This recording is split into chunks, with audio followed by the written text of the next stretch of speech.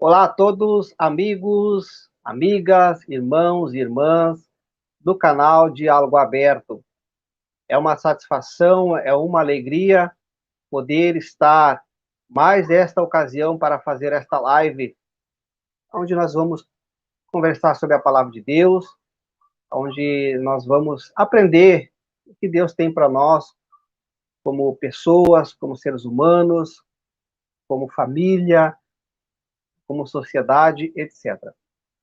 Antes de tudo, eu quero pedir a você que está acompanhando esta live, que irá acompanhar depois a gravação, se inscreva aqui no canal, deixe o seu comentário. Se você gostou, deixe seu positivo, seu like. Se você não gostou, também pode aí expressar aí que você não gostou. Estamos abertos às opiniões, às críticas, desde que sejam feitas com respeito, com educação. Certo, meus irmãos? Então, está sendo muito importante a participação de todos os inscritos, todos os amigos e irmãos que têm confiado aí nesse trabalho que eu tenho feito, para a glória do Senhor. A gente tem procurado cruzar as informações, trazer pessoas aqui no canal para promover o aprendizado, promover o ensino. Lembrando a todos que é possível o conhecimento estar ao alcance de todos nós através das ferramentas que nós temos hoje disponíveis. E uma delas está sendo usada hoje, que é essa plataforma digital, que nos possibilita, então, aí, chegar em muitos lugares, em muitos lares, através dessa plataforma, das lives que estamos realizando aqui no canal Diálogo Aberto. Eu vou estar aqui compartilhando, então, com o pessoal aqui do Facebook. E já vamos estar iniciando, então, esse bate-papo, essa entrevista, mais uma vez, com meu amigo, que já está aguardando para entrar na sala, a plataforma online. Vamos aguardar alguns minutos para vermos os amigos que eu mandei aí o convite para estarem participando.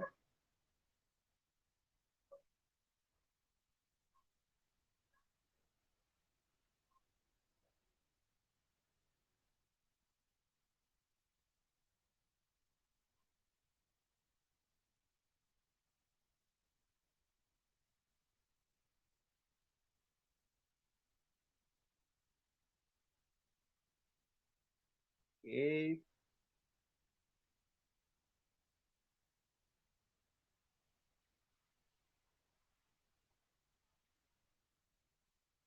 E enquanto o pessoal vão chegando, vão acompanhando, vou já saudá-lo, então, o meu amigo convidado nesta noite.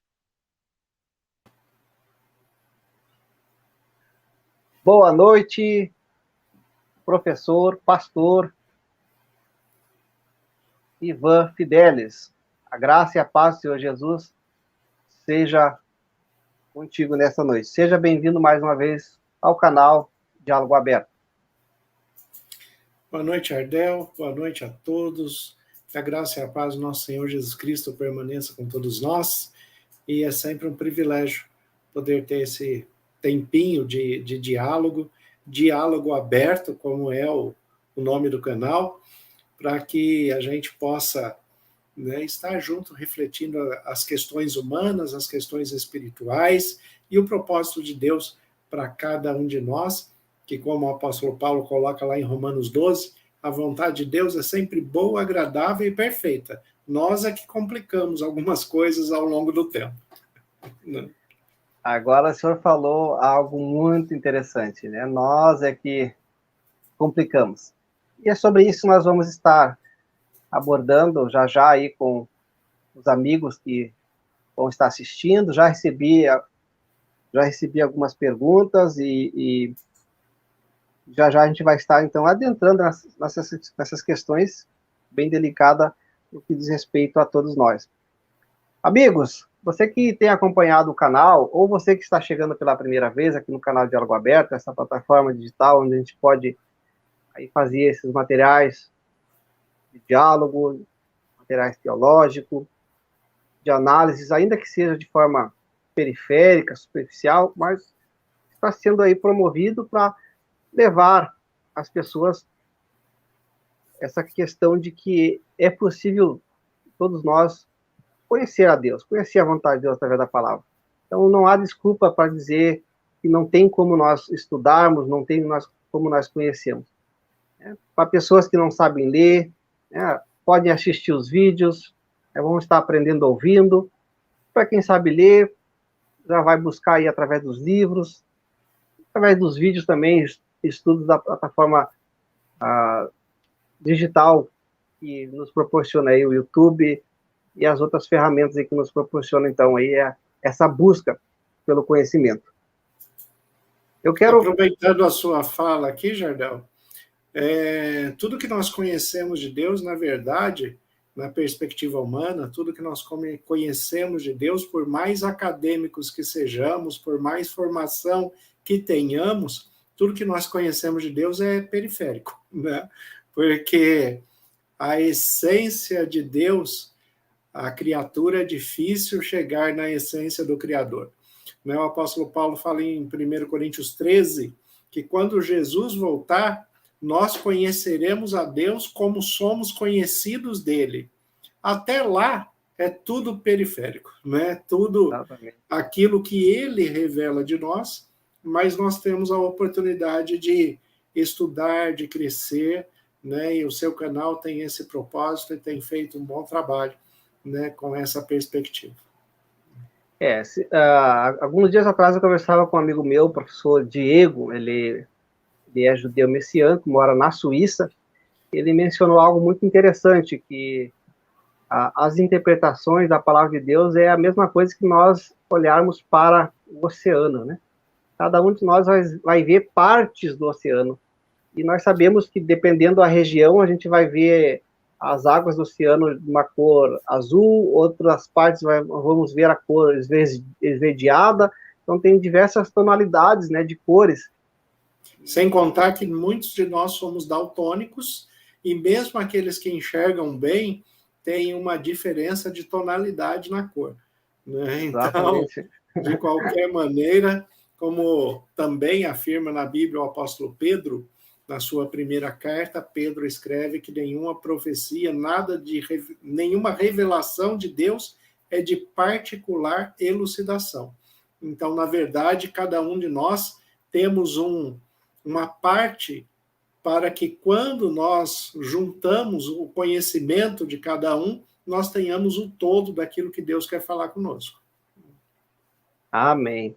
Quero aproveitar aqui já a ocasião, então, fazer um anúncio. Amanhã à noite vou fazer uma entrevista especial com o professor Alexandre Dutra. Ele é aí um judeu messiânico, tem feito um excelente trabalho aí em prol da união aí entre os judeus messiânicos e os cristãos, né? Alguns pensam que são inimigos, mas amanhã a gente vai estar abordando de uma forma mais especial essas questões. Então, só para anunciar aí a todos que têm acompanhado o canal, amanhã à noite, o professor Alexandre Dutra, ele vai estar aí respondendo algumas questões muito interessantes, diz respeito à palavra de Deus, por que há, muitas vezes, uma aparente ambiguidade, uma aparente inimizade, e como o professor Ivan muito bem falou, né, o ser humano acaba estragando muitas coisas, né? Então, amanhã, não perca, você que tem acompanhado o canal, então, essa excelente entrevista. E já aproveitando também a ocasião, o pastor Ivan Fidel já está sabendo da informação. Mês que vem não, esse mês, no final do mês, ali pelo dia 25, mais ou menos, vou fazer uma entrevista especial aqui com o Dr. Wilson Paroski, que é um amigo próximo aí do professor Ivan também. Então, pela bondade do Senhor Deus me concedeu aí a oportunidade de conversar com o Dr. Wilson Paroski no privado, e ele humildemente aceitou, e vamos estar orando aí para que essa programação também seja a bênção. Ele vai trazer, claro que o professor Dr. Wilson Paroski está acostumado a ministrar para um público mais acadêmico, mas eu acredito que ele vai conseguir trazer aqui excelentes informações para o público simples aqui do meu canal Diálogo Aberto também. Então, anote na sua agenda, você que tem acompanhado aí. No final do mês, propriamente dito, eu acredito que vai ser no dia 25, conforme o pastor Wilson Paroski me informou, dia 25, vai ser numa sexta-feira à noite, vai fazer essa entrevista especial com o Dr. Wilson Paroski. Para quem não conhece, é um ícone aqui no Brasil, em relação à crítica textual grego do Novo Testamento. Então, vai ser uma benção. Que é para a glória do Senhor nosso Deus. Então, tá, meus irmãos. Pastor Wilson Paroski, nós temos a satisfação de tê-lo como amigo pessoal, inclusive passei uma mensagem para ele há pouco tempo, um pouco antes da gente começar aqui, né, a nossa conversa aqui, né, falei a respeito de você e do canal também, e o pastor Wilson Paroski, ele está entre os 10 pastores mais conceituados do mundo com relação à teologia acadêmica, né? Então, isso é bastante forte no sentido do estudo da palavra de Deus, né? Um grande amigo, nós temos, né, um bom relacionamento de perto, mas eu sou um admirador, né, de carteirinha, né, do pastor Paroski, não só pelo conhecimento, mas principalmente pela sua didática, a sua expressão didática de transmitir a teologia de uma maneira simples e compreensível para que todos entendam a exposição que está sendo feita, é um dom que o Espírito Santo concedeu a ele. Então, tenho certeza que será um momento muito bom aí para vocês também. Amém. Eu acredito que ele vai conseguir, sim, falar de uma forma simples, conforme é a especialização dele, né, o grego koiné, né, que é a língua do povo. Eu acredito que ele vai conseguir falar a língua do povo, trazendo uma mensagem especial para todos que vão acompanhar esta live. Nesse dia 25, agora de fevereiro, querendo Deus. Eu também sou suspeito a falar do professor Wilson Paroski, desde que eu comecei a conhecer a mensagem adventista, propriamente dita. Eu tive contato, então, aí com os materiais, até eu tenho PDF no meu notebook e tenho um livro, não vou me localizar aqui agora onde está, um dos livros dele sobre crítica textual. Mas então vamos partir então para nosso bate-papo, conforme nós programamos. Para quem não conhece, o pastor Ivan Fidelis, ele tem as suas especializações, então, em hebraico, aramaico e grego, e também se especializou em aconselhamento familiar. Isso, né, pastor? Sim, a minha especialização linguística é de hebraico, aramaico e grego. O meu mestrado é de aconselhamento familiar, né? A minha extensão é de psicoterapia em aconselhamento bíblico, né? Então, nós fazemos isso para melhor atender às necessidades humanas dentro do Ministério Pastoral e, é claro, né, dentro de todas as possibilidades que Deus coloca em nossas mãos para melhor orientar aqueles que buscam e que precisam de uma orientação centrada, bíblica, neste mundo complexo que nós estamos vivendo, com novas figuras, com novas interpretações a respeito das relações humanas, da individualidade, das questões relacionais, sociais, conjugais, né, os casais, né, e essa ampliação que nós temos. Então, graças a Deus, nós temos a oportunidade de orientar muitas pessoas, muitas famílias, muitos casais com estas questões íntimas, pessoais, e Deus tem proporcionado que os resultados sejam positivos. Amém. Eu, particularmente, já admiro muito o seu trabalho também, a sua formação. Já conversamos já há muito tempo, né, pastor? O pastor tem sido aí um grande instrutor, orientador, de algumas questões aí relacionadas também ao hebraico, ao grego, e eu sou muito grato a Deus por a oportunidade que ele me deu de conhecê-lo, conhecer seu testemunho, sua história. Isso é louvável.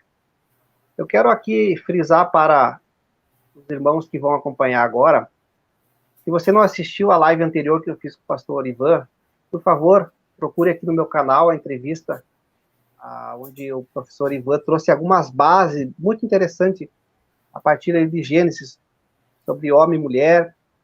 São as bases que dão as diretrizes aqui para o nosso canal, para o nosso bate-papo, né? Então, ele mencionou ali algumas questões em relação à essência, né, do ser humano. Homem e mulher, então, na essência, são iguais perante Deus, porém com funcionalidades diferentes.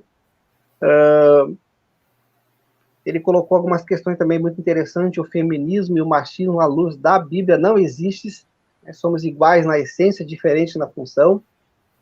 O pastor também comentou na live anterior a respeito do autoconhecimento. E isso é muito importante para nós. E no decorrer das nossas lives, nós vamos frisar bastante nós nos conhecer, né?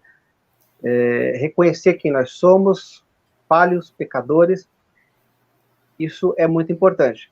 E vai dar, então, aí a diretriz para nós nos autoavaliar, nos autoconhecer.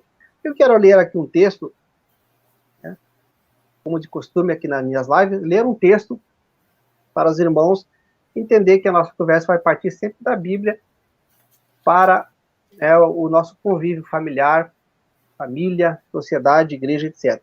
O texto que está em Gênesis, capítulo 3, e o verso 16. A partir do capítulo 3, ali é a entrada do pecado no mundo, onde o pastor também muito bem explicou na live anterior, que foi onde aparece a primeira vez a expressão medo no livro de Gênesis, pelo ser humano, pelo primeiro casal não crer na palavra de Deus, então houve algumas consequências, né? E uma das consequências nós temos aqui nesse verso, Gênesis 3:16 diz, e a mulher disse, o Senhor disse à mulher, multiplicarei grandemente a tua dor e a tua conceição. Com dor dará à luz filhos, e o teu desejo será para o teu marido, e ele te dominará. Então, temos aqui um texto muito intrigante, né? Tem sido aí motivo de disputa, né, pela ala aí do feminismo, pela ala aí do machismo. E a gente sabe que, no decorrer dos anos, dos séculos de história da humanidade, a mulher foi se desenvolvendo, e hoje, graças a Deus, ela ocupa posições de destaque na sociedade, posições outrora que era apenas havia a figura masculina de homens. Então a mulher conquistou já isso é claro. Porém, nós temos essas questões aí. Pastor, vamos adentrar aí nessas questões. Daqui a pouco eu vou também pedir ao senhor aí algumas questões relacionadas às necessidades básicas da mulher e do homem. O que seria esse domínio à luz do texto hebraico? Bom, quando nós observamos a criação, né, que já começa num princípio da fé, ali com o capítulo 1 de Gênesis, né, e depois a sequência desse princípio da fé, né, como lidar, né, com essa perspectiva da interpretação, o versículo 1 do contexto hebraico, né, Bereshit bara Elohim net hashamayim vet haaretz, né, no princípio, Deus criou os céus e a terra. O Bereshit bara, né, o bara, um verbo aplicado à criação, né, a partir da essência do próprio Deus, a inexistência daquilo que está no mundo, né, porque todas as coisas foram criadas a partir de Deus, como fala o apóstolo João ali no seu prólogo, no capítulo 1 do Evangelho de Jesus Cristo segundo João, ele fala, todas as coisas foram feitas por ele, e sem ele nada do que foi feito se fez. Então, toda a criação, nós temos que entender que ela parte de Deus, né, e o verbo ali ele se torna reflexivo, porque parte de Deus, mas também dentro da estrutura hebraica, a conotação do hebraico ele já traz o princípio da fé, porque o Bereshit, né, a partir de mim, ou no meu princípio, ou juntando o Beit inicial, né, para o contexto hebraico, ele também pode ser observado como em princípio. E em princípio, por quê? Porque em princípio depende da minha fé, depende da fé daquilo que eu coloco como a crença real, né? O desenvolvimento daquilo que eu acredito, daquilo que eu coloco em prática, né? Então, Deus criou todas as coisas. A observância que nós temos da Bíblia e a coerência bíblica, tanto na sua escrita, considerando a antropologia, né, a evolução humana ao longo do tempo, a evolução humana no sentido de que o Criador fez o homem perfeito, esse homem foi contaminado pelo pecado, vamos dizer assim, teve uma corrupção do pecado, isso trouxe um prejuízo, e a partir deste prejuízo, ele volta a evoluir, né? Então, evoluir no conhecimento, evoluir nas questões do relacionamento, evoluir na reconciliação com Deus. Então, ele volta dentro desta evolução para se reestruturar enquanto ser humano. O que Deus fez na criação? Ele criou todas as coisas, né? E o que a Bíblia deixa bem claro para mostrar essa ideia do domínio, ele criou todos os animais, e ali ele cria só o homem, em primeiro lugar, né? O apóstolo Paulo fala isto também em 1 Timóteo, capítulo 4, ele fala que o homem foi criado primeiro, né? E depois a mulher foi criada. E por que isso? Né? Porque Deus ele tem um propósito bastante didático também na sua orientação e na sua revelação. Então ele cria primeiro o homem, faz com que todos os animais, né, passem por Adão, e que Adão passe por toda a criação. Então Adão ele vai nomeando todas as coisas. E como o texto bíblico mesmo diz, não havia uma mulher que se assemelhasse a ele. Então Adão não deu nome à mulher. Tanto que no capítulo 1 e 2, né, na criação do homem e mulher, nem o homem se chama Adão e nem a mulher se chama Eva, porque nome ele é o sinal de domínio. Então Adão, como aquele que domina, ele domina todas as coisas e por isso ele nomeia todas as coisas. Quando a mulher é criada, ele identifica de igual para igual, né? Eu sou varão, você é varoa, né? Então ele mesmo assim ele não dá nome, porque não existe uma relação de domínio. Agora, com a corrupção do pecado, é que veio essa percepção do domínio, e aí no domínio, né, usando a ideia de Gênesis 2, né, e agora com a corrupção do pecado em Gênesis 3, é onde o texto coloca, Deus coloca, ele te dominará. Ele te dominará por quê? Né? Porque ele já foi criado já com este perfil de caráter, de personalidade, ele foi criado para o domínio, né? E a partir deste momento, o homem coloca um nome na mulher, Eva, Havar, né? Havar, né? Ele coloca ali um nome, ele nomeia a mulher como sinal de domínio, né? E ali o que Deus está declarando não é algo que a gente tem que observar com bastante cuidado também. O que Deus está declarando não é necessariamente prescritivo, né? A prescrição é aquilo que você faz antes de acontecer, né? Então, prescrição médica, o médico prescreve o remédio e depois é que você vai comprar e tomar, né? Então, a prescrição vem antes. A questão não é prescritivo, é descritivo. O texto está descrevendo as consequências do pecado. E entre as consequências do pecado, surgiu essa relação de domínio, primeiramente da parte do homem com relação à mulher, porque a própria estrutura da criação proporcionou isso, né? Então, e depois aí a luta da mulher né, para não ter esse domínio e para ganhar o seu espaço e para ter o seu valor reconhecido como imagem e semelhança de Deus, que era o propósito inicial da criação. A grande questão é que homens e mulheres que se relacionam com essa perspectiva do domínio é porque eles ainda conservam o olhar do pecado, né, entre os dois. Ok. Pode-se dizer que essa expressão em hebraico, para domínio, entende-se como um ato de cuidado. Ou seja, o homem te dominará no sentido, o homem cuidará e protegerá, seria esse o sentido do texto hebraico?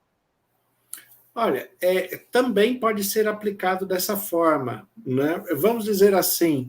Porque hoje muitos homens acabam, né, usando esse texto negligenciando, né, esse cuidado, de oprimir, né, a mulher, de, né, impor. Sim, mas compreendendo com essa interpretação, com essa perspectiva que você colocou, então nós podemos ver que Deus ele está dando um puxão de orelha no homem, né? Ele está falando, tudo isso aconteceu porque você já não cuidou dela lá no Éden, como deveria, né? Então agora você vai ter mais cuidado com ela. Você tudo que você domina dentro do contexto bíblico, né? Tudo que é a ideia do pertencer, tudo aquilo que te pertence também te traz uma responsabilidade muito grande, né? E principalmente se tratando das questões da vida, né? Então, se você tem um domínio sobre o seu filho, a sua filha, por exemplo, né? Você tem o domínio porque o filho te deve obediência desde do momento em que nasce, e à medida que vai crescendo, né, fica essa disputa aí no contexto familiar, e o filho ele vai aprendendo a obedecer, e os pais vão tendo domínio sobre os filhos. Mas é este domínio do zelo, do cuidado, do ensino, da educação, né, ele tem a responsabilidade de formar uma pessoa madura que vai ter uma autonomia no futuro, né? Ninguém quer um filho dependente a vida inteira, né? Apesar de que hoje nós temos um contexto muito complexo, né, com essa questão de filhos, nós temos adultos infantilizados e observamos filhos de 40 anos morando com os pais, né? Então isso é um problema sério. Mas a grande questão é que, da mesma maneira que os pais criam os filhos para ter independência e autonomia, pela maturidade e responsabilidade, né, o casal também é assim. Então, no processo de santificação do casal, um vai desenvolvendo maturidade e responsabilidade no outro, para que dentro deste cuidado, os dois se tornem independentes, né, e autônomos, né, de fato autônomos. Agora, vamos dizer, o objetivo de um casal é que eles percam a dependência. Um casal, ele não precisa depender um do outro. Eles têm que ser duas pessoas competentes, duas pessoas que são capazes de sobreviver, né, financeiramente, emocionalmente, sem estar condicionado ao outro. Duas pessoas íntegras, inteiras e maduras, que não têm uma relação de dependência, porque daí o único motivo que vai mantê-las juntas é o amor, né? Porque senão eles entram num regime de escravidão. Maravilha! Então, aos homens de plantão aí, quando o texto bíblico fala domínio ali, não é o conceito hoje deturpado que muitos têm, né? De opressão, de escravidão, de controlar a mulher, etc. e tal. Não é esse sentido, não. Isso cabe também para a mulher, né? Que a gente vê hoje, dependendo do contexto de algumas famílias, a mulher que oprime, que quer estar no controle, etc. Tá bom? Então, a todos os amigos... O domínio vai estar ligado à imaturidade. Então, quanto mais o homem for imaturo, mais ele vai querer dominar a mulher, né? E o mesmo acontece com a mulher também. Quanto mais ela for imatura, ela também vai querer dominar o homem, né? Porque a relação, na verdade, não é exatamente com relação ao gênero masculino ou feminino, né? Isso é uma percepção humana, né? Então, homens e mulheres. Isso revela as inseguranças, tanto masculinas como femininas, né? Nós já vamos adentrar nessas questões aí. O senhor mencionou a respeito ali né, dos filhos já adultos que ainda moram com os pais e me fez lembrar, a certa ocasião, assisti uma reportagem nos Estados Unidos onde os pais tiveram que colocar o filho na justiça para tirar ele dentro de casa, né? Então, só uma questão muito interessante aí para nós descontrair um pouco, né? Principalmente no contexto americano, que tem uma cultura de colonização inglesa, e a colonização europeia, inglesa, ela tem essa perspectiva de maturidade, de quando o filho completa 16 anos e já está indo para a faculdade, então os pais começam que meio colocar o filho para fora. Ainda dão um apoio de plano de fundo, ajudam eles com a questão da manutenção financeira, da faculdade, do lugar para morar, do internato, se for preciso, para o estudo, mas ele já vai trazendo essa noção de autonomia e de responsabilidade para o filho. Então, é incabível, né, para um americano ou para o inglês você ter um adulto morando ainda na casa dos pais, né? Isso chega a beirar o absurdo. Agora, no Brasil, nós temos uma colônia também europeia, mas de vínculo português. E a diferença do europeu português é que o português ele é mais dominador, né? Então, ele tem essa ideia do aconchego e de que todos têm que estar debaixo das suas asas. Então, ao invés dele colocar o filho para fora, né, ele traz o filho do outro para dentro, né? Então, é muito comum que, ao invés dos brasileiros, né, colocarem os filhos para fora, no sentido deles terem autonomia, deles começarem a ampliar a casa, né, fazer os famosos puxadinhos, né, assim, estender a casa para que o filho, mesmo depois de casado, continue morando ali. Você vê que muitas pessoas que se casam e tiveram problemas no casamento e chegaram ao divórcio, no Brasil se tem a tendência de, depois de divorciado, voltar para a casa dos pais, né? O que é, né, inconcebível numa cultura onde as pessoas têm uma maturidade e uma compreensão melhor da sua própria existência e da sua própria vida. A cultura, nessas ocasiões aí, em alguns lugares, acabam sendo prejudiciais, né? Sim.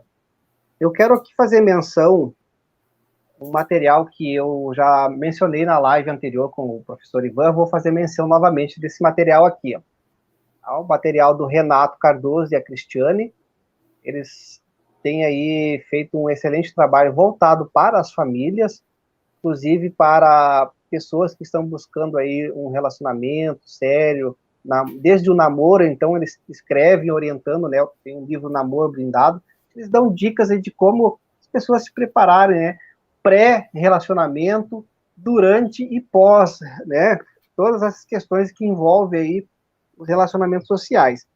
E eles são, então, uma referência aí no Brasil nessa questão, os dois têm as suas especializações e têm as suas experiências. E eles mencionam aqui nesse livro, eu não sei se os irmãos vão conseguir ver aqui, eles falam das necessidades básicas da mulher, a partir da página 178, e também falam sobre as necessidades básicas do homem, né? E de acordo aí, o senhor tem a sua especialização aí também na área de psicologia, há de concordar, né? Então, nós vamos adentrar aí nessas questões aí em relação às necessidades básicas do homem como da mulher. Primeiramente, eu quero frisar aqui, né? A gente vê, na maioria das vezes, a gente vê mulheres trabalhadoras, mulheres bonitas, mulheres honestas, mulheres com posições na sociedade muitas vezes invejável, porém, na vida conjugal ou nos relacionamentos, é um fracasso. Nós precisamos entender o que está acontecendo, né? Por outro lado, a gente vê também homens trabalhadores, homens do bem, honestos, justos, porém, com as suas debilidades no quesito relacionamento. E aqui eu destaquei para os ouvintes, para os que acompanham o canal, umas das necessidades básicas do homem, da mulher. Vamos começar aqui com a mulher, né? Ela precisa se sentir amada e protegida, ela precisa se sentir segura. Então, essas necessidades que a mulher tem, é natural que Deus concedeu a ela. Ela quer se sentir a escolhida, ela quer atenção e afeto. Anote aí, esse homem que está acompanhando o diálogo aberto nessa ocasião. O homem. Inclusive, esse casal que eles mencionam nesse livro, que a grande maioria erra, a grande maioria das mulheres erram quando perguntam quais é as necessidades básicas do homem.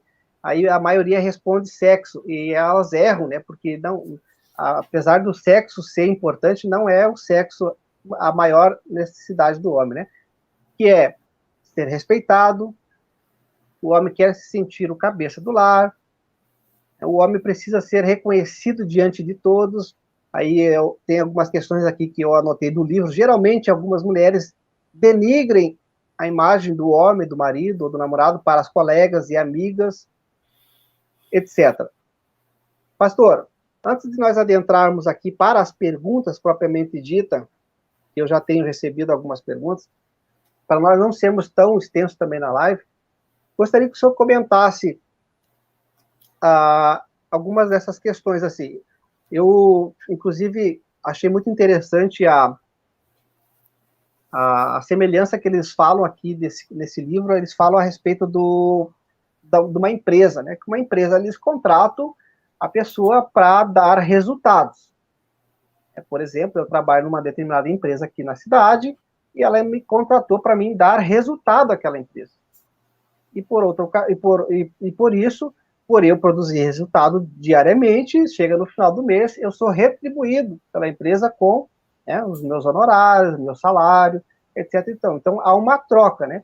Eu faço aquilo que a empresa me contratou e a empresa me dá aquilo a qual eu preciso. Então, eu acho muito interessante essa troca, e eles usam o exemplo da empresa para falar do relacionamento. Agora, em relação ao casal, né?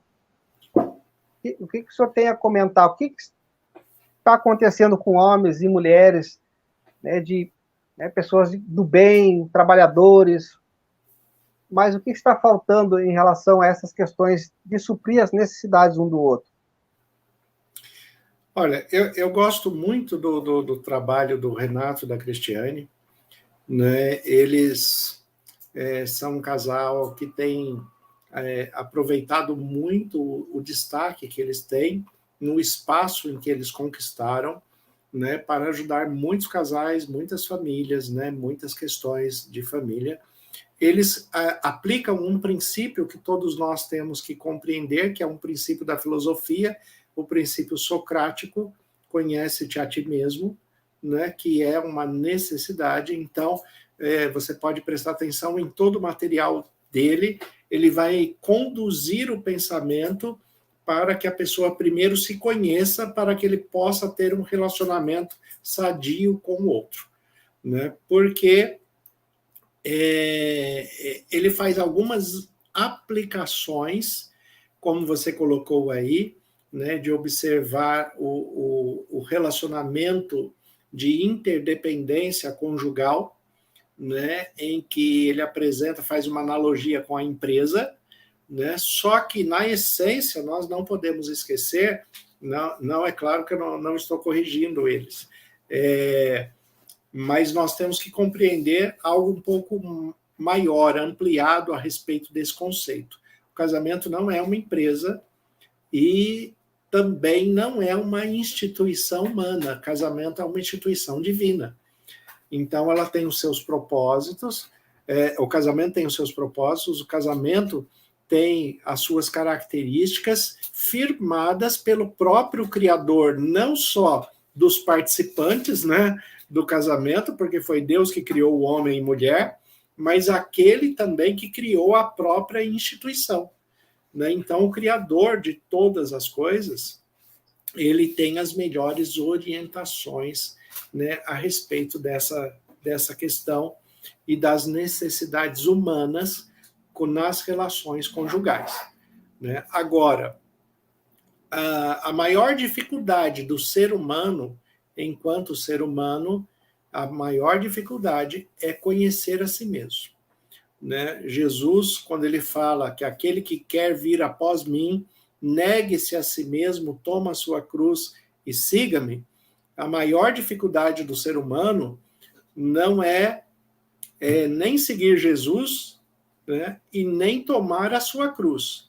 A maior dificuldade do ser humano é para que ele possa negar a si mesmo, primeiramente, ele tem que se conhecer naquilo que ele tem que se negar, né? Então, ele tem que conhecer aquilo que está trazendo prejuízo na sua relação pessoal com o mundo, na sua relação pessoal com o cônjuge.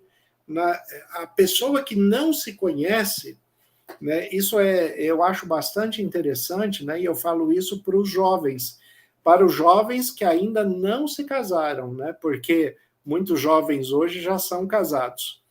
Então, o que eu falo é que as pessoas que não se conhecem vão se descobrir dentro do relacionamento. E se descobrir dentro do relacionamento vai trazer sofrimento para você, para a própria pessoa e para com quem você está se relacionando, né? Traz sofrimento para si mesmo e para o outro, né? Então, se descobrir dentro da experiência, né, é muito doloroso para ambas as partes. A pessoa ela tem que se aplicar ao autoconhecimento e aí, cada vez mais, ela vai ter um relacionamento sadio. O que acontece muito dentro desse aspecto é que as pessoas têm relacionamentos experimentais, né? Então, assim, ele vai aprendendo pela prática, ao invés dele aprender pelo conhecimento, pela busca, pelo estudo, né, de ouvir, né, diálogos como nós estamos tendo aqui, apresentando conceito, princípio, valor, né? Então, ao invés dele buscar, né, materiais que falam a respeito disso, ele parte para a experiência prática, né? E a experiência prática, sem o conhecimento prévio, ele vai trazer sofrimento. Então, esse é o primeiro aspecto que nós temos que observar, porque muitas coisas que homens e mulheres imaginam que sejam de necessidade primordial, na prática não é. Né? Como, por exemplo, você falou a respeito da sexualidade. As pessoas que não têm autoconhecimento e têm uma imaturidade com relação aos relacionamentos, eles têm, principalmente os mais jovens, eles têm em mente que o primordial no relacionamento é a sexualidade. Ou é a beleza, né? Ou né, as expressões de carinho, né? E, na verdade, isto faz parte de um contexto necessário, mas não é o primordial que vai manter as bases de um relacionamento sadio. Ok, então lembrando a todos, mais uma vez, o autoconhecimento é de suma importância. Então você pode começar lendo, né? Tem esse material aí que eu tenho mencionado para vocês, o Renato da Cris, eles têm vídeo também, você não gosta de ler, tem vídeos também no YouTube, né? Tem o pastor, aí o próprio canal do pastor Ivan Fidelis também tem trazido vídeos nesse sentido para a família, com orientações, inclusive, da psicologia. O pastor Josué Gonçalves é um grande ícone aí também no Brasil, voltado para a família. Temos aí o consultório de família, que eu acompanhei muito, traz bastante orientações também com médicos, psicólogos, psiquiatras, trazendo orientações para as famílias, para nós nos autoconhecer. Eu costumo dizer aqui no canal... Tem os Sem Tabus também, né? Exato, Sem Tabus. Que fala da sexualidade. Sem Tabus é um programa... o próprio nome já diz, né? Sem Tabus. Ali conversa sobre determinados assuntos envolvendo a sexualidade do homem, da mulher. É maravilhoso. É só quem puder assistir, que assista, né? São programas assim com profissionais, sexólogos, enfim, trazendo orientações para nós, como pessoas. Eu gosto aqui de frisar no meu canal, aonde há pessoas, vai haver problemas. Nós fizemos parte desses problemas, tanto na família, como na sociedade, na igreja, e nós precisamos buscar essas curas, nós precisamos buscar esses conhecimentos. Então não é desculpa para os homens que estão aí me ouvindo, para as mulheres. Até o Renato e a Cris, eles mencionam algo muito interessante, né? As pessoas que dizem, tem a síndrome de Peter Pan, né? Eu cresci assim, eu nasci assim, vou morrer assim.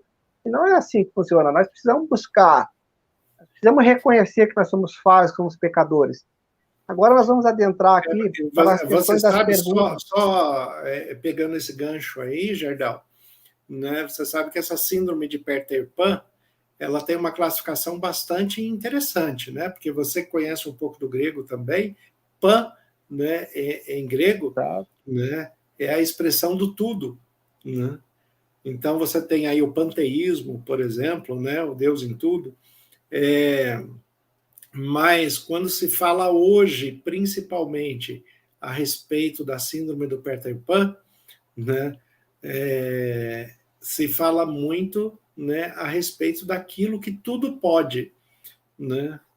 Tudo pode dentro da minha satisfação, dentro do meu gosto, dentro daquilo que eu quero, e nós sabemos que nós temos, né, uma liberdade dentro do consentimento do relacionamento conjugal, mas esse tudo pode, ele não existe. Esse tudo pode, ele é uma farsa, porque nós temos limites de princípios e valores que têm que ser respeitados dentro de todas as situações. Perfeito. Agora nós vamos entrar para a etapa que vai ser a etapa das perguntas. Eu recebi algumas de alguns irmãos, mandar um abraço para alguns irmãos que estão acompanhando, irmão Leviston, mandou uma pergunta. Tem pessoas que não... Eu mandei, se não quiserem se identificar, eu coloquei, então, algumas não vou estar divulgando o nome aqui, então, por questão assim de não quererem se expor, mas deixaram algumas perguntas bem interessantes. Eu quero aqui começar a pergunta, já que eu falei anteriormente a respeito das necessidades básicas do homem e da mulher, tendo aí, então, a da mulher como ser amada, ser valorizado, o homem como ser respeitado, etc. A respeito do sexo, meu marido só pensa em trabalho e quando chega em casa quer ter relação. Que orientação dar para esse casal? A pergunta aí para o senhor, pastor. A intimidade sexual do casal, né, ela deve partir de dois princípios, né? O primeiro, a compreensão de que a sexualidade faz parte do casamento, ele faz parte do relacionamento conjugal, né? Mas ele também não pode ser usado como um instrumento para tirar o estresse do dia. Eu não posso usar a sexualidade como um mecanismo para me desestressar, né? Eu trabalhei muito, eu estou muito estressado, eu vou ter a minha intimidade sexual para relaxar, né? A sexualidade, ela não tem essa função, né? A sexualidade é um momento de unidade do casal, é um momento de intimidade. Eu costumo dizer que a sexualidade é um momento de reconstrução divina, porque o próprio Deus, ele não é homem nem mulher, ele é espírito, como diz a Bíblia, Deus é espírito, e os seus adoradores o adoram em espírito e em verdade, mas ele fez tanto homem quanto mulher a sua imagem e a sua semelhança. Então, a união de um homem e de uma mulher, né, de uma maneira assim bastante reduzida, mas acaba reconstruindo a ideia da unidade do próprio Deus. Né? Então, os casais precisam compreender que o momento da sexualidade é um momento de bem-estar, é um momento divino, onde os casais têm que viverem isso, né, compreendendo que a intimidade sexual é uma bênção que Deus deixou para o prazer conjugal, né, e não para ser transformado num instrumento desestressante. Né? Ele não tem essa finalidade, ele não é para isso. Né? E para ser abençoador, ele precisa de atenção, ele precisa de carinho, né? Ele precisa de compreensão, né? Ele precisa de uma observação da necessidade do outro, não só da minha, e do respeito que eu tenho que ter pelo outro também. Ok. Então aí tá a pergunta que foi feita. Eu acredito que talvez algum casal, alguma família esteja vivendo por isso. É muito interessante você buscar descobrir. Nesse material aqui que eu tenho mencionado, eles trabalham a questão de aonde começa a questão do sexo para a mulher e aonde começa a questão do sexo para o homem, né? A questão do sexo para a mulher começa na mente, e para o homem é visual, né?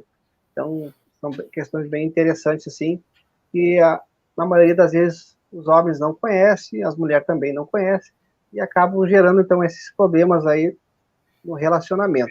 A grande diferença, na verdade, é que para a mulher, a sexualidade ela começa no conceito, né? E para o homem, ele começa no físico. Exato. Então, é isso que tem que ser observado. Né? O que é a sexualidade do conceito? Né? Quando nós falamos de conceito, nós estamos falando daquilo que não é palpável, né? Daquilo que, apesar de que possa ser objetável, né? Pode se transformar num objeto, mas ele, na verdade, na sua essência, ele é um conceito. Como, por exemplo, eu posso pedir para você explicar o que é uma cadeira. Né? Me descreva uma cadeira. O que é uma cadeira? Né? Daí você vai me descrever que, né, por exemplo, como é que você descreveria uma cadeira? O que é uma cadeira? Uma cadeira, ela dependendo o material que for usado, né? Vamos, por exemplo, falar a cadeira que eu estou sentado aqui, ela é de ferro, né? Tem um assento, tem 4 pernas, foi soldado em algumas partes, foi soldada. Então Seria assim a questão, uma forma, né, mais básica, né? Então a sua cadeira aí tem 4 pernas, foi soldada. Então a cadeira que só tem uma base no meio e não tem solda, então não é cadeira. Né? Então, quando você tenta definir, quando você tenta trazer o conceito para o físico, né, você sempre vai ter uma deficiência. Nós temos esse problema para explicar o próprio Deus, porque nós estamos trazendo o espiritual perfeito para o físico imperfeito. Então, sempre vai ter algum problema nessa questão. O que acontece com isto é que a mulher, ela imagina a sexualidade dentro do conceito perfeito. Né? E quando ela traz para o físico, ou quando o homem torna a sexualidade físico, fica imperfeito demais na expectativa da mulher. Né? Então, isso acaba muitas vezes se frustrando. O homem vai se frustrar e a mulher se frustra muito mais, né? Porque ela está trazendo romantismo filosófico imaginário e quando chega no físico não é nada daquilo. O homem ele está levando do físico para o imaginário e quando ele também vai tentar fazer isso, não é nada daquilo. Então os dois se frustram.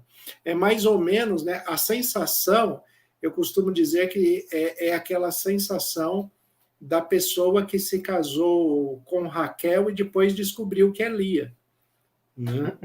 Então, ele tinha algo em mente, né, que, na verdade, não se concretizou da maneira que a expectativa que foi gerada, né, estava esperando ali.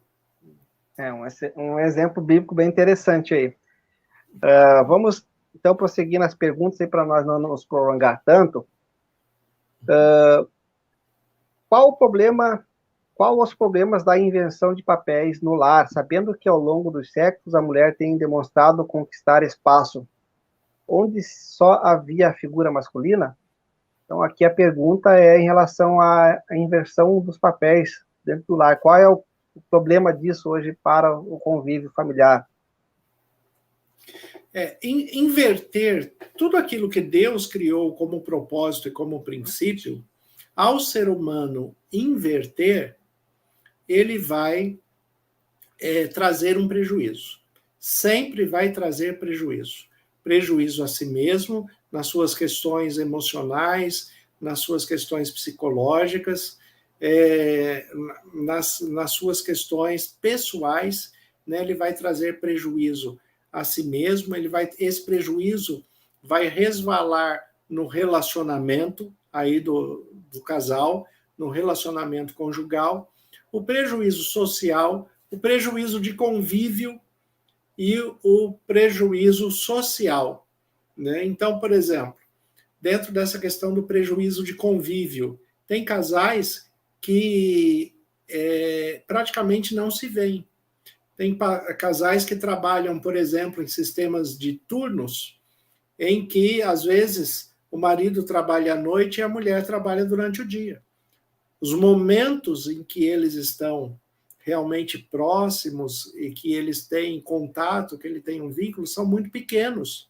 E esse distanciamento é extremamente prejudicial para a vida conjugal, né? Então, essa inversão de papéis, na prática, ela proporcionou que a mulher ganhasse espaço, mas na relação do convívio conjugal e social, familiar, ela trouxe mais prejuízos do que benefícios. E socialmente falando, ela trouxe um desequilíbrio também muito grande, né? Como, por exemplo, hoje nós temos mulheres trabalhando em todos os setores e homens também trabalhando em todos os setores. Então, não é uma questão de capacitação. Homens e mulheres são extremamente capacitados para fazer todas as coisas.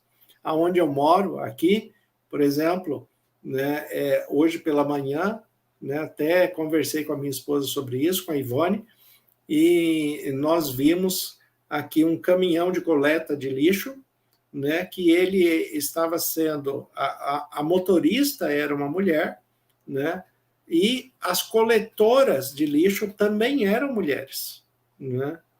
E o contraponto disso é que elas se desgastam demais, né, num serviço que não é leve, né? Elas têm plena capacidade de fazer, tanto de dirigir o caminhão, quanto de fazer o trabalho pesado e desgastante que fazem, né? Mas elas têm um desgaste físico muito grande e, em contraponto, né, muitos, né, homens estão desempregados e poderiam estar fazendo o trabalho delas, né, estar fazendo esse tipo de trabalho. Tá? Então, esse desequilíbrio acaba acontecendo, né, dentro daquilo que era o propósito de Deus, né, de que o homem cuidasse da mulher, né, voltando àquele princípio de Gênesis, né, do cuidado, do zelo, da responsabilidade, né? Então, hoje, a mulher tem dificuldade de permitir que o homem exerça esse cuidado sobre ela. Muito bem, o senhor falou algo muito interessante, né? A mulher permitir, né? O que a gente percebe muitas vezes é uma resistência, né? Por parte, aí nesse momento estou falando, né, de forma respeitosa, claro, há muitas mulheres que acabam resistindo, né? A essa questão que não é humana, foi Deus que estabeleceu e não podemos mudar, né? Você vê que o conceito, né, da resistência emocional é tão grande que eu já trabalhei com bastante casais, assim, famílias assim, mulheres assim, que têm uma resistência, inclusive, de ser mãe, né? Porque muitas mulheres preferem ser profissionais do que mães, né? Então, elas evitam a maternidade para não atrapalhar o processo da maternidade. E aquelas, né, que, mesmo sendo mães, ainda mantêm a resistência, ela prefere terceirizar o cuidado e a educação dos filhos do que parar de trabalhar e cuidar do próprio filho, né? Então, observem os prejuízos que isto vai trazendo para si mesmo e para a formação desse filho também, que tem a sua educação, a sua relação afetiva terceirizada, né, no cuidado de uma pessoa de fora, né, ou de uma pessoa que seja da própria família, mas que não vai ter o mesmo conceito daquele pai, daquela mãe que deveria estar junto ali. Ok, temos mais 3 perguntas e vamos estar fechando, então, aí a programação desta ocasião. Essa pergunta aqui diz respeito mais aos filhos. Diz assim: os pais podem decidir em não pôr os filhos na escola e educar em casa, conhecido como o homeschool? Aí a pergunta é: precisa ter alguma formação acadêmica, se os pais podem fazer essa decisão? No Brasil, isso não é muito comum, mas é possível. Nos Estados Unidos e na Europa, nós temos isto com maior ênfase, né? Mas, sim, os pais precisam de uma formação acadêmica para poder fazer esse pedido. Ele também não é fácil de ser feito, precisa de autorização dos sistemas de educação, autorização do MEC, autorização judicial. Ele não é fácil de fazer, né? Mas o que nós observamos é que isto também não traz benefício para a criança, né? Porque o relacionamento social também faz parte do desenvolvimento de caráter e de personalidade. Então, fechar uma criança numa redoma para que ele não tenha contato com o mundo, né, é algo extremamente prejudicial. Quando eu falo disso, eu lembro de José e Maria cuidando de Jesus na sua infância, né? Porque nós temos ali a história de Jesus. E apesar de Jesus nascer em Belém, por causa da questão do recenseamento, eles moravam em Nazaré. E Jesus foi conhecido como o Jesus de Nazaré por causa disso. Eles foram criados, né? Jesus foi criado por José e Maria em Nazaré. Agora, quando você olha a situação geográfica ali de Nazaré, é bastante interessante, porque você tem embaixo do mapa, você tem Belém, né? Em cima do mapa você tem Tiro e no meio você tem Nazaré, né? Então a ideia é o quê? É que Belém, Beit Helem, é a casa do pão. Belém é onde, ali as proximidades de Jerusalém, é onde habita Deus. Deus está em Belém, Deus está em Jerusalém, ele traz alimento e paz, né? Agora, aquilo que é mal, né, aquilo que é cruel, aquilo que se distanciou de Deus, mora em Tiro. Tanto que Tiro é usado, né, no texto de Ezequiel para fazer um vínculo com a maldade, né, do próprio Satanás, usando a figura do rei de Tiro, né? Então, quem despreza Deus vai para Tiro. Quem ama Deus e quer um relacionamento com Deus fica nas proximidades de Belém e Jerusalém, né? Agora, morar em Nazaré é a ideia daquela pessoa que rejeitou a Deus, mas Satanás não quis, né? Então, ele saiu de Belém, mas não foi para Tiro, né? E acabou ficando no meio, que é Nazaré. Então, por isso que a Bíblia tem aquela pergunta: pode vir alguma coisa boa de Nazaré? Nazaré era o pior lugar para se criar uma criança, né? E ali, Isaías, capítulo 9, fala que a responsabilidade de José e Maria, falando da profecia de Isaías a respeito do Messias, a responsabilidade era o quê? É ensinar para ele maturidade, né? Que é conhecer o bem e o mal, desprezar o mal e escolher o bem, né? Para que ele fosse uma pessoa íntegra, de bom caráter, de bom relacionamento, mesmo sendo criado no pior lugar possível, né? Então, essa perspectiva que eu vejo que Deus coloca como responsabilidade para os pais.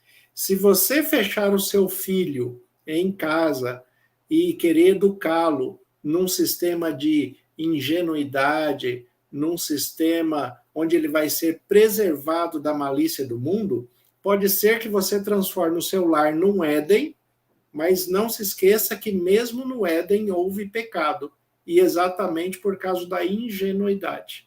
A ingenuidade fez com que homem e mulher crescem naquilo que era contrário ao que Deus ordenou, né? Então, eu não vejo isso como benefício. É possível? É, mas no final existem muitos mais prejuízos do que benefícios quando isso é feito. Deus não nos criou para sermos ilha, né, pastor? Ele nos criou para nós vivemos em comunidade, em família, e nós, como seres humanos, vamos aprendendo um com os outros, né? Sim, vamos aprendendo, vamos nos santificando. E eu só posso escolher o bem, né, a partir do momento que eu conhecer o que é mal, né? Eu tenho, né, que ter discernimento entre as duas coisas, né? Para escolher o bem, eu tenho que saber o que é mal. Ok, respondida então a pergunta aí do ouvinte.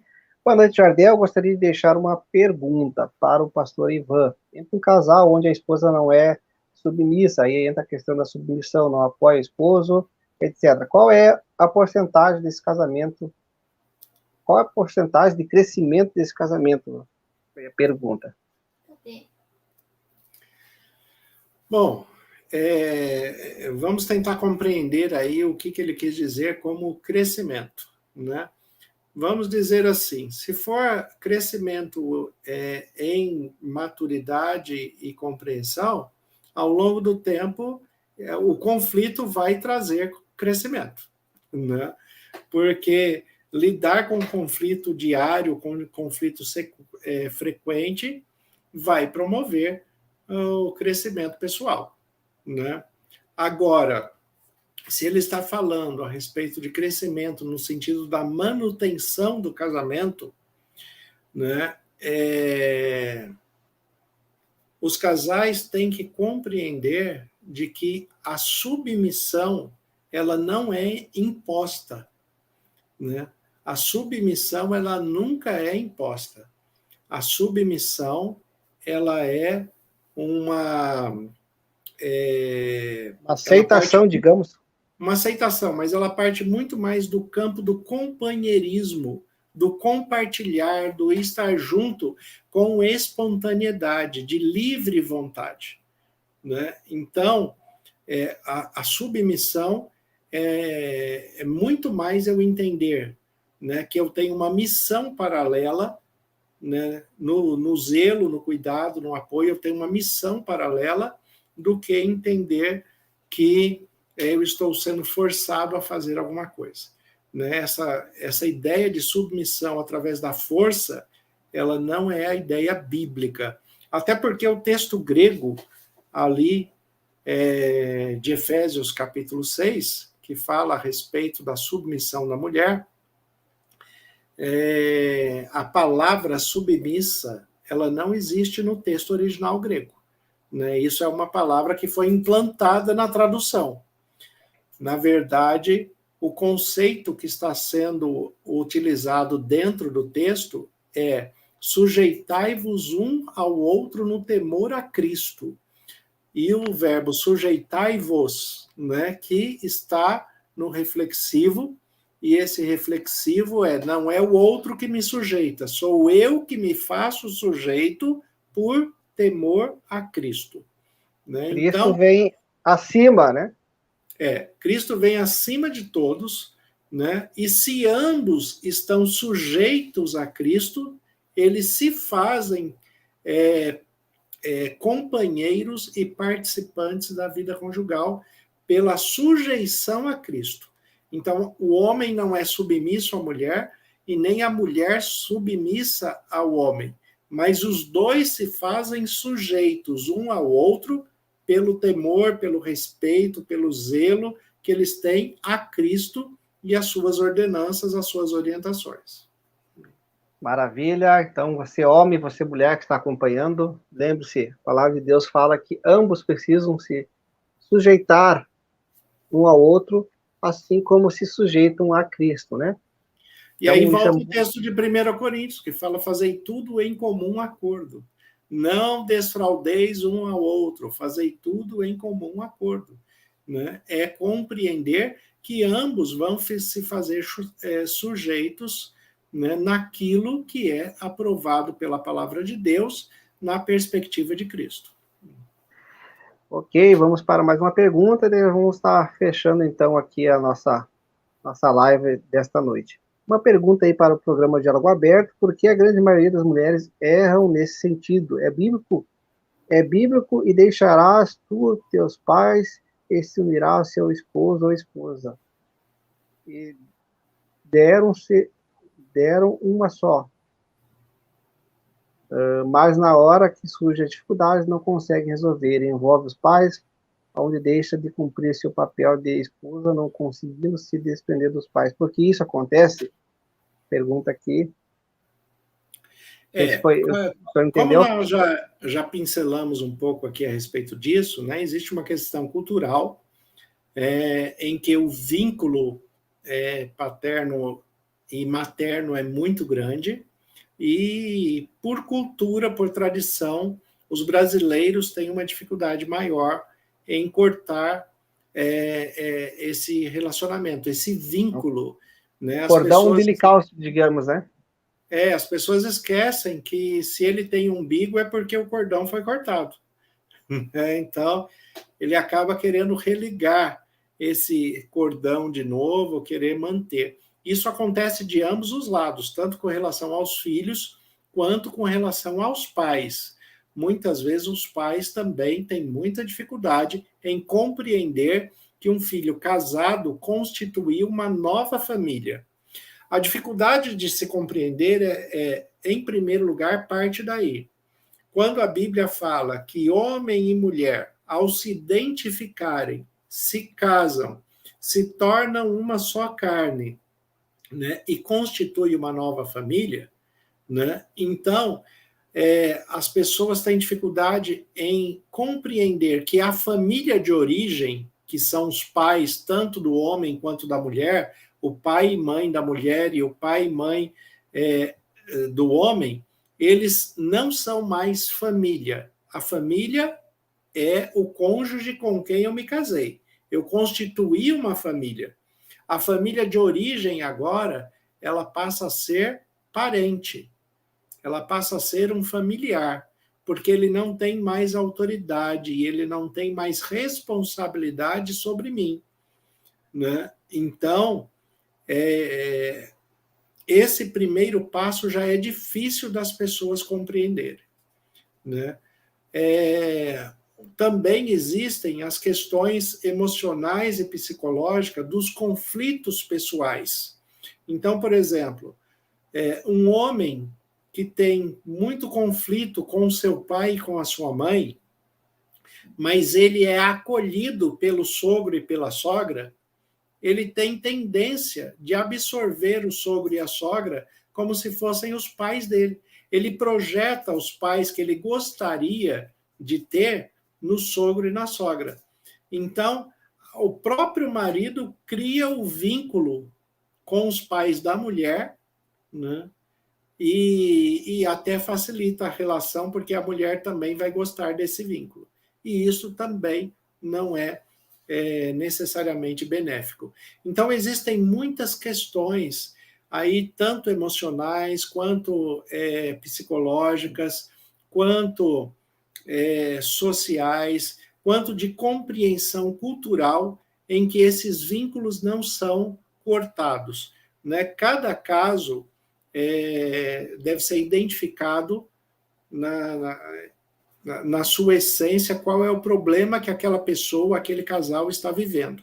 Mas o ideal, que é o padrão bíblico para todos, é deixar pai e mãe, né?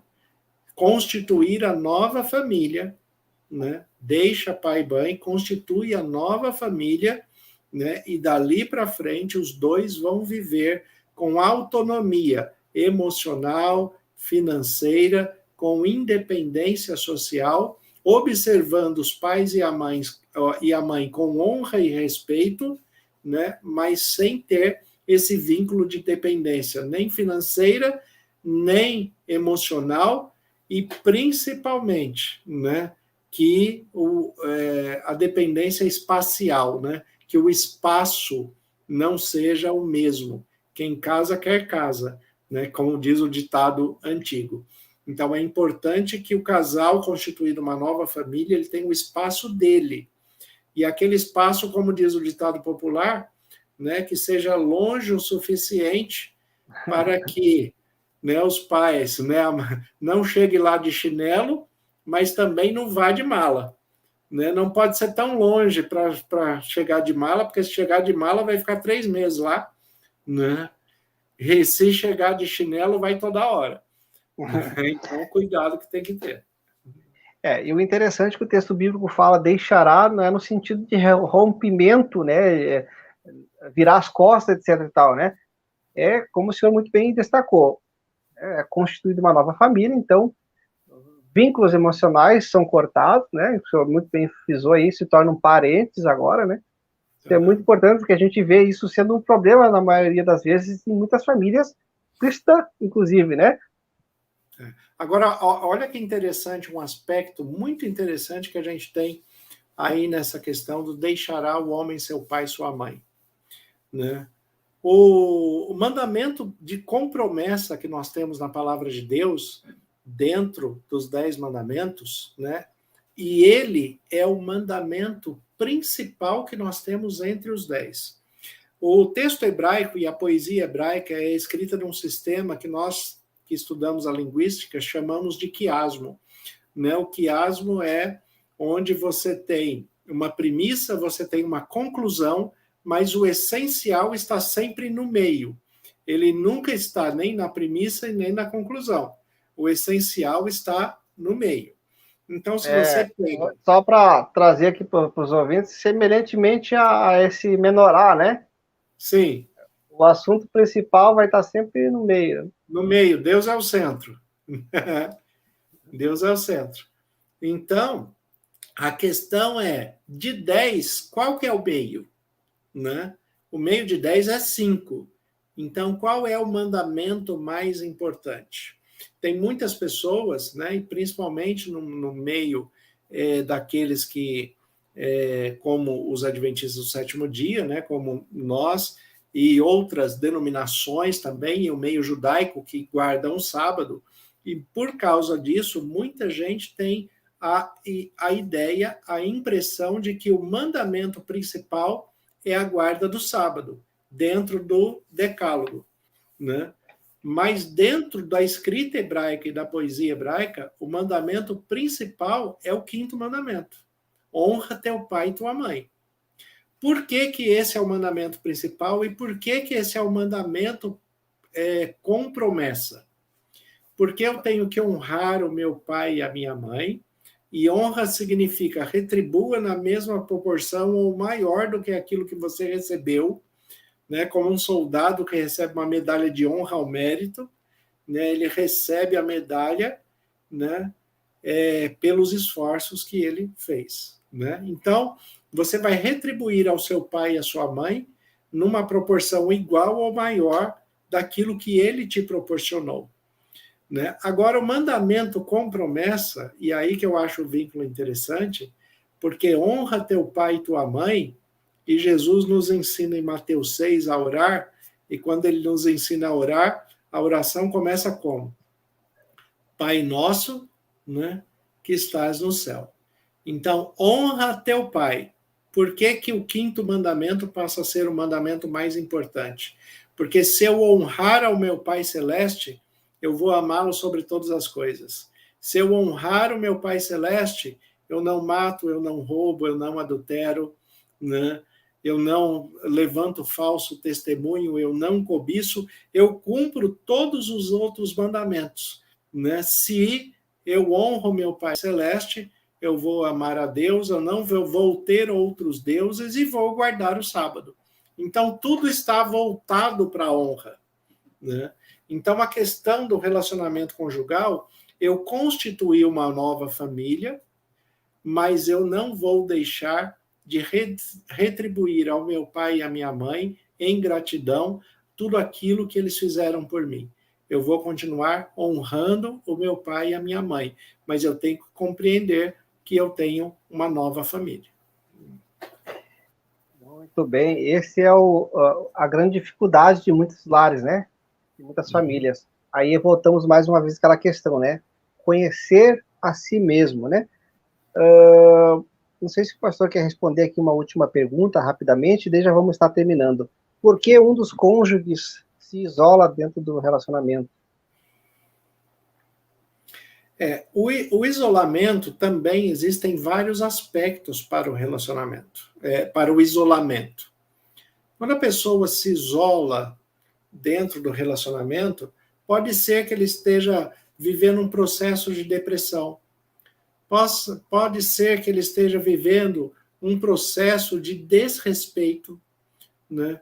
Pode ser que ele esteja vivendo um processo de decepção muito grande, e a gente tem que lembrar que decepção só acontece quando houve anteriormente expectativa, né? Quando a pessoa coloca uma expectativa, né, e essa expectativa não é alcançada, aí ele vai ter uma decepção.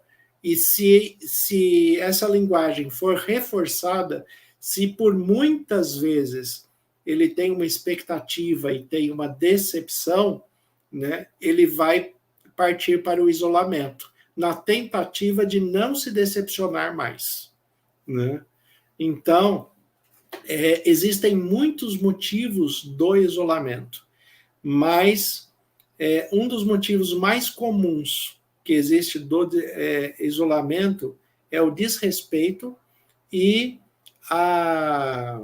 o não diálogo do casal pela falta da compreensão do outro. O outro não quer ouvir, então a pessoa também para de falar, né? Observe na Bíblia o período interbíblico, né? O que aconteceu no período interbíblico?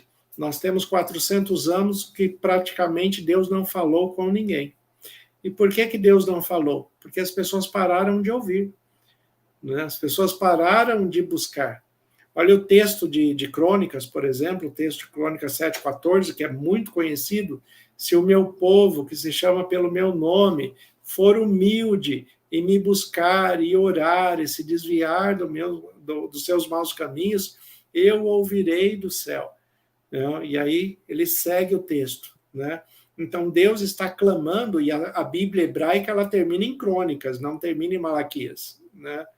Deus está clamando para que o povo volte a ouvi-lo, volte a ter relacionamento com ele, e o povo se fecha, né? Então, quando uma pessoa se fecha a ouvir, o outro também para de falar, né? Porque o diálogo encerra.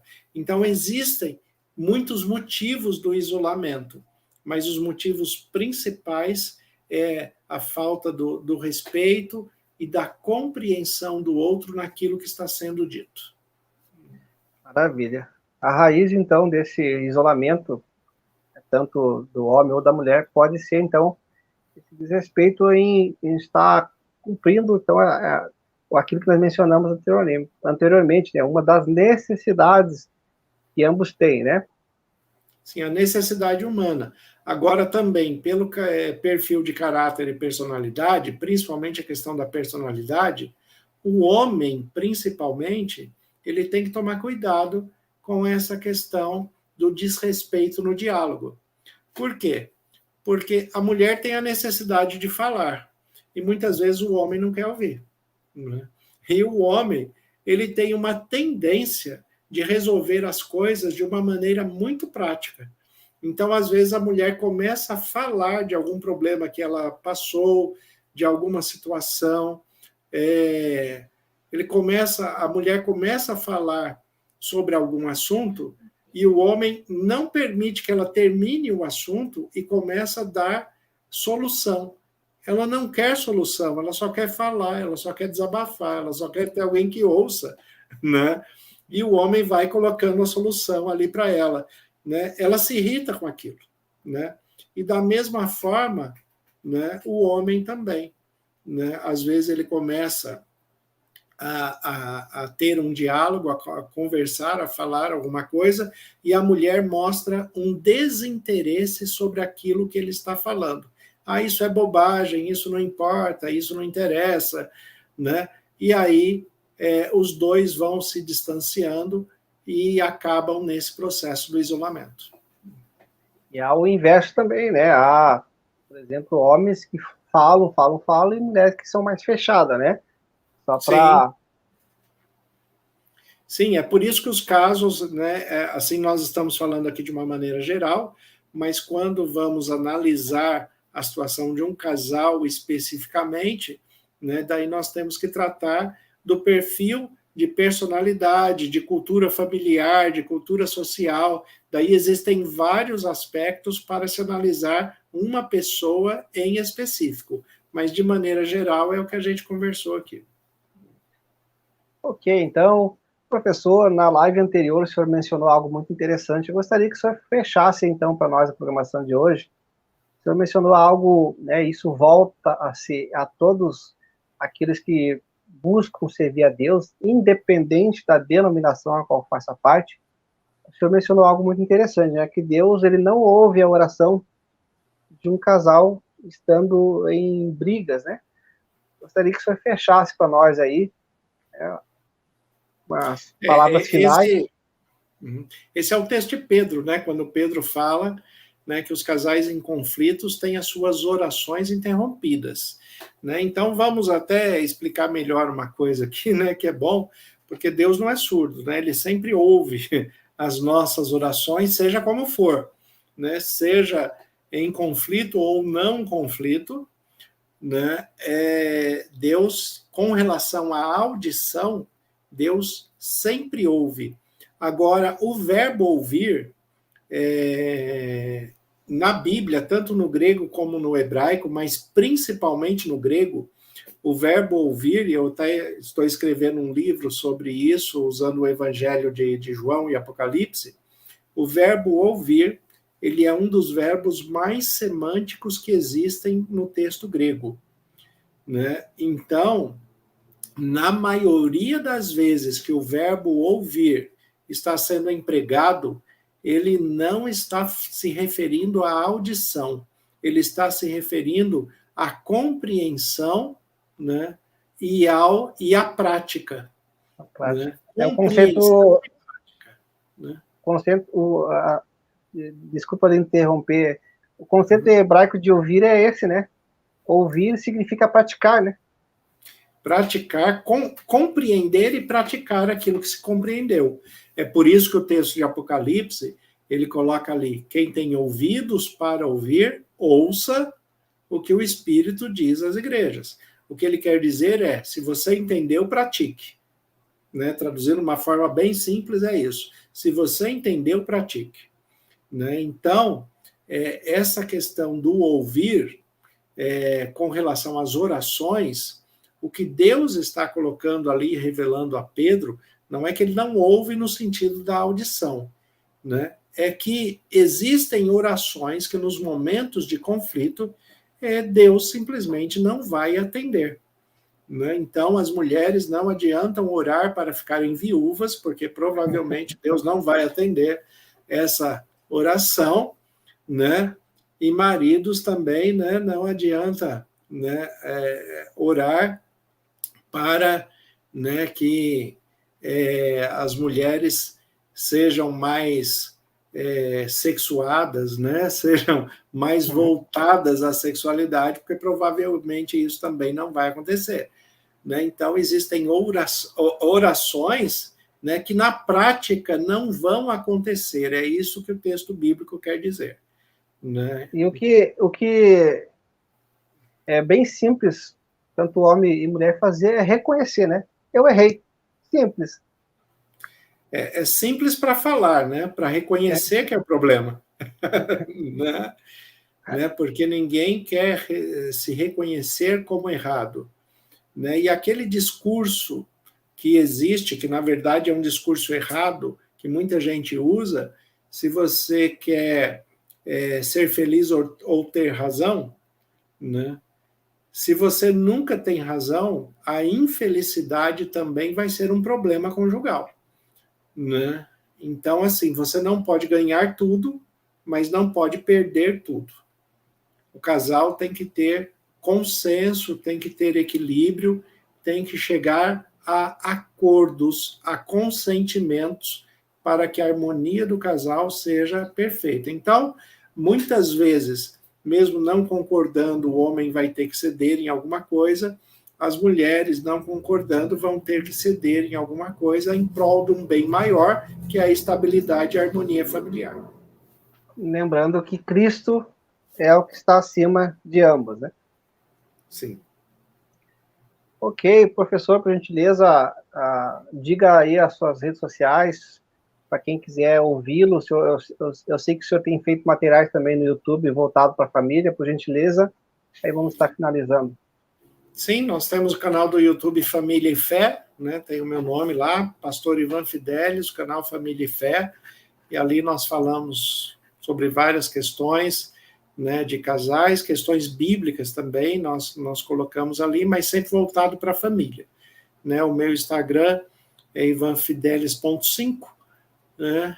E temos os nossos canais dos amigos como você, né, que a gente tem o privilégio de participar, no sentido de estar tentando promover o crescimento, a boa reflexão, para que as questões humanas, sociais e conjugais entrem em harmonia.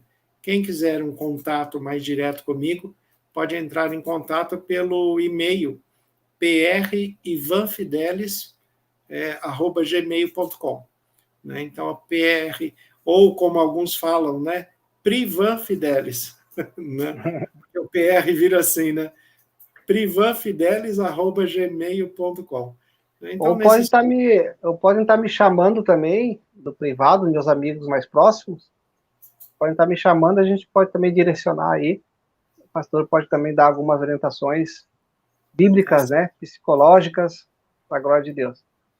Sim, a gente está sempre à disposição. Né? O importante é que o reino de Deus se estabilize, né? Continue estabelecido e estabilizado dentro dos propósitos de Deus. Amém. Então, quero agradecer ao pastor, professor Ivan, aí, por sua participação brilhante aqui no canal Diálogo Aberto. Nós queremos voltar em uma outra ocasião. Eu quis fazer com o professor essa forma de diálogo, porque nos abre a oportunidade para os ouvintes fazer perguntas que muitas das vezes em um encontro de casais não surge. Muitas das vezes, às vezes o casal, né, tá com perguntas na garganta, né, para fazer e não abre a oportunidade para ser feito. Então, até eu deixo aqui a dica para os meus amigos pastores que promovem aí os encontros de casais, né, que tenha mais né, momentos como esse. Eu gosto muito do pastor José Gonçalves, que ele abre vários momentos para fazerem perguntas, o pessoal ali da igreja fazerem perguntas, sem precisar se identificar, isso é muito bacana, para trabalhar problemas do dia a dia, das famílias, dos relacionamentos, que faz parte da nossa vida, né? Obrigado, pastora. Vamos fazer uma outra ocasião, um outro tema. O senhor pode também trazer aqui a sua experiência, a sua história, o seu testemunho, como o senhor vem aí chegar ao conhecimento de algumas questões muito interessantes. Obrigado de coração, Deus abençoe o senhor, seu retorno aí ao exercício de pastorado, né, que estava de férias. Deus abençoe. Amém. Muito obrigado, Jardel. Deus abençoe você, a sua família. Deus abençoe a todos aí que nos acompanham e que nós tenhamos a sensibilidade de seguir a voz do Espírito Santo. É só isso que a gente precisa.